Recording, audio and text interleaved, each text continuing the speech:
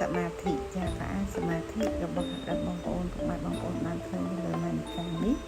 ជាប្រភេទសាច់កណាត់ទុនត្រជាក់មិនស្គៀបមិនរមាស់ដែលជាប្រភេទសាច់កាមែលទុន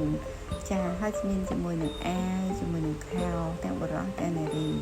ពុកម៉ែបងប្អូនចង់បានជាមួយនឹងខោចាវក៏មានខោកស៊ូក៏មានសម្រាប់បងប្អូនចង់បានលក្ខណៈជាសិបបក៏មានដែរអញ្ចឹងបើពុកម៉ែបងប្អូនមានតម្រូវការ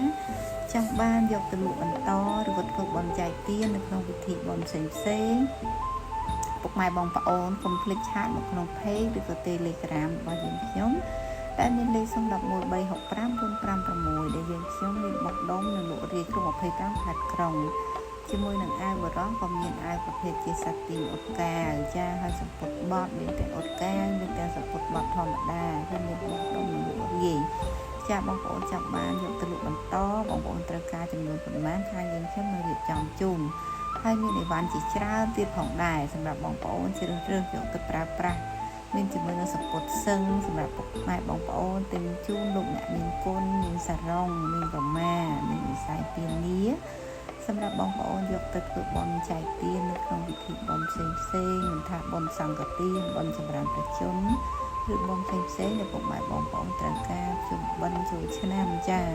គឺមានច្រើនមែនតើតាមតម្រូវការរបស់ពុកម៉ែបងប្អូនអញ្ចឹងពុកម៉ែបងប្អូនត្រូវការខោចាវខោកស៊ូអាវកតាំងកមូលសម្រាប់បុរសនារីគឺមានច្រើនមែនតើចាពុកម៉ែបងប្អូនពេញចិត្តនៅអីវ៉ាន់មួយណានោះកុំភ្លេច Screenshot ឆាតមកក្នុង Page របស់យើងខ្ញុំឬក៏ទំនាក់ទំនងមក Telegram បានហើយក៏មានមុងសមាធិកម្រាលអង្គុយចាមានជាមួយនឹងពណ៌សនិងពណ៌ក្លឹមផងដែរបើពុកម៉ែមានតម្រូវការចង់បានយកទៅលក់បន្តឬក៏ធ្វើបុណ្យចែកទាននោះសូមកុំភ្លេចណាពុកម៉ែបងប្អូនឆាតមកឥឡូវនេះយកកាន់តែច្រើននិងបានតម្លៃកាន់តែពិសេសជាមួយនឹងអីវ៉ាន់ដែលមានគុណភាពល្អពីខាងរបស់ស្រីសុកសាប់អញ្ចឹងពុកម៉ែបងប្អូនត្រូវការអត់ក្តីបារម្ភទៀតហើយជាមួយនឹងការធ្វើបុណ្យបំពេញទានជាមួយនឹងសរងក្រមាស្លាកដកត្រៃជីវរផ្សេងទៀតផងដែរ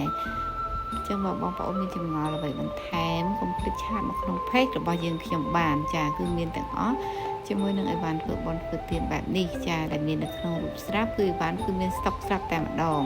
អញ្ចឹងពុកម៉ែបងប្អូនមានតម្រូវការអាចឆាតមកក្នុង Page របស់យើងខ្ញុំបានណាពុកម៉ែបងប្អូនធានាថាអីវ៉ាន់ល្អគុណភាពល្អតម្លៃសមរម្យ